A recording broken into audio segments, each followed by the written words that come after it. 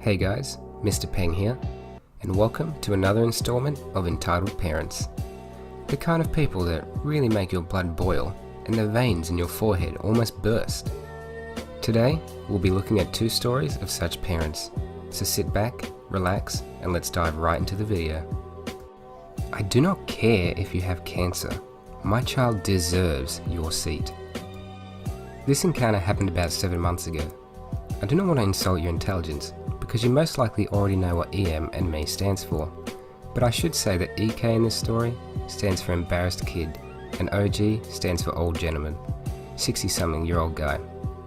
The kid was very polite and sorry, so this story isn't about him. Also, I'm translating this into English, so bear with me. A little backstory. About a year ago, I was diagnosed with a cancer of the nasal cavity, stage 2. The tumour was quite large, but thankfully benign. People have pointed out I formulated this wrong. By benign, I wanted to shorten the fact that it did not spread into other tissue, thus it was still contained, which is what I thought the word meant. I apologise for my gaps in knowledge. To get it removed, I first had to undergo aggressive chemotherapy to make it smaller. Thanks to the chemo, I had severe alopecia, hair loss, which made most of my hair and even eyebrows and eyelashes fall out. At some point I had to go bald, but I wore a wig because I didn't want to look like a skinhead, neo-Nazi. I'm 6'4" and pretty muscular, so I thought people would assume. So once, after a long chemo session in the hospital, I took the bus home. There's only one bus that goes from the hospital to where I live, so I took that one, only to see it was absolutely packed. I felt like crap thanks to the chemo, so I asked a middle-aged dude to let me sit. He was very understanding and gave me his spot without complaining. If you're reading this, thanks bro. 2 stops later, enter entitled mum, a lovely whale with an "I demand a parley with the CEO" haircut, and a 12-some-year-old kid. It took her roughly 5 seconds to see the bus was packed, start looking for a free seat, spot me and start marching, or in her case, trying to fit in the aisle between the seats while shoving others aside, to me. When I saw her, I knew I was screwed. She then stood next to me and decided to talk to me. This is the conversation that followed. "Hey, could you let my kid sit down?" "You mean me?" "Who else?" "Oh, I'm sorry, but I'm on my way home from the hospital and..." "So are we?" Nonsense, the stop was a few kilometers away from the hospital. "My boy just broke his leg and we're coming straight from the ER. Her kid was standing next to her without any support, clearly embarrassed.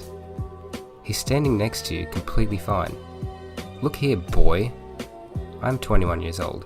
My kid deserves to sit down."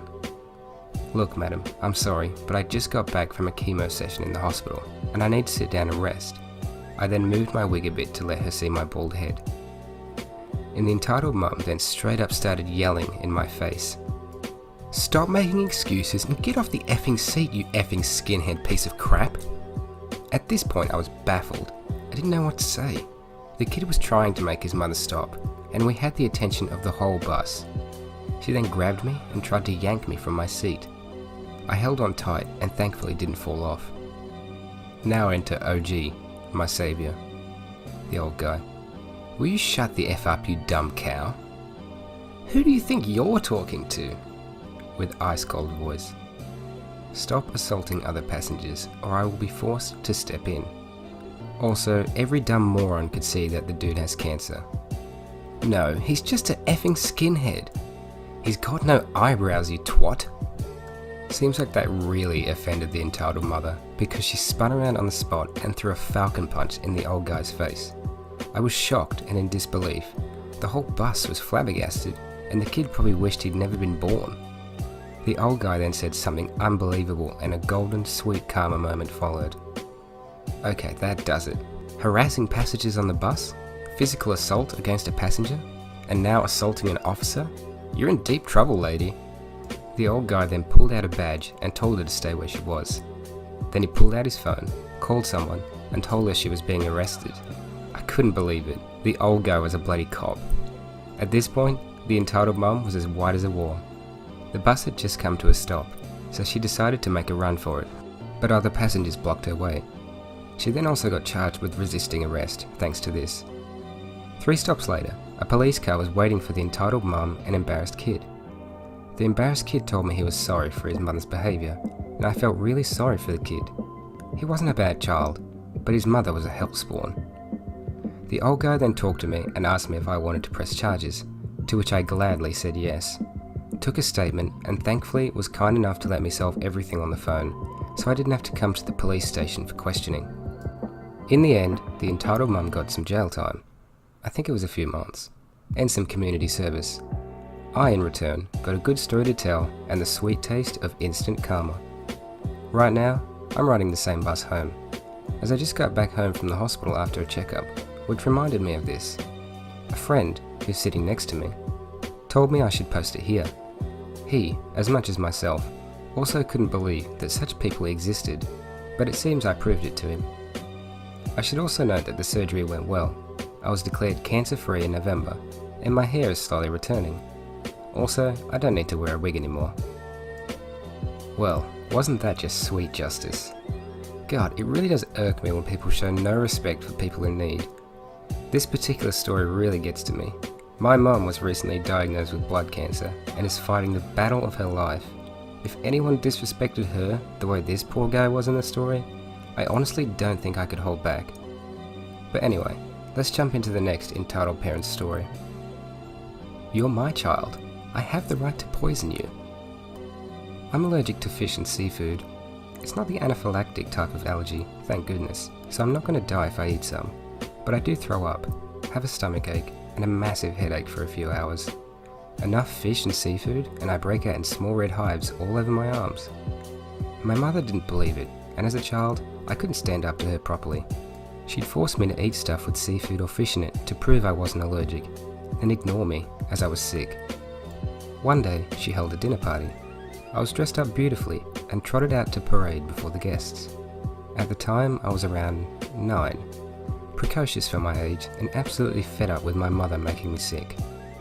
When she held out a fish cutlet, fish cooked with vegetables, rolled into a ball, covered in batter and fried, for me to eat, I saw my chance. Me loudly, I can't eat that, I'm allergic to fish. No you're not, eat it. I'm allergic, I'll throw up. No Asian mother will back down in front of guests for fear of looking like she can't discipline her child. My mother grabbed the fish cutlet, shoved it into my mouth, and said in her most firm voice of command, "Eat." So I ate it. Cut to about 10 minutes later, I go up to my mother and tug on her sari to get attention. I don't feel well. Ugh. I vomit on her, on the expensive carpet and in full view of all the guests. My mother has a reputation for being a kind, generous, charitable, and very religious woman, so in front of all the guests, she couldn't do anything except act sympathetic and send me off to bed to recover. She never made me eat fish or seafood again. Well, that was a short but sweet story. It's so strange to me that the kid's mother would still force her to eat fish if she clearly gets violently ill from it. I mean, what do you possibly have to gain from forcing her to eat fish? It's not like she can't get protein from other sources. Maybe she just thought the kid was a fussy eater and she would eventually come around. But I mean, vomiting on the expensive carpet was probably the last straw for this mum.